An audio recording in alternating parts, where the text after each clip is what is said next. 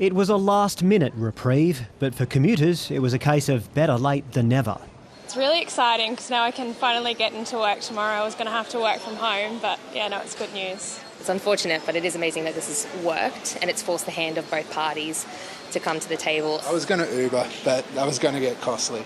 After hours of negotiations with the union, the Premier announced a deal had been done to keep train services on track. Those that need to use the rail network tomorrow and over the weekend can use it. That's good news for commuters in New South Wales.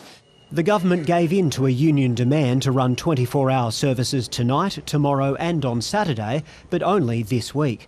In return, the unions agreed to provide 2 weeks of relative industrial peace, while the parties try to thrash out a deal on the issues at the heart of this dispute, pay and conditions. Today we're very happy with the Premier's intervention. He was very conciliatory and we ended up coming to a position that we think everyone can live with. The Premier has egg all over his face. He's shown no interest in this dispute for the last 6 months.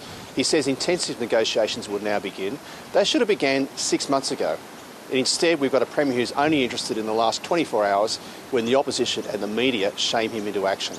The government's been offering rail staff a pay rise of 11% over 3 years. Their union wants 32% over 4. Premier, train drivers are already on an average $120,000 a year. I think it's a bit rich for the member for Miranda to say to someone who's on half her salary they're getting paid too much money. Commuters now have 2 weeks of much-needed certainty, but there's no guarantee the rail network won't come grinding to a halt in a fortnight. Nick Dole, ABC News, Sydney.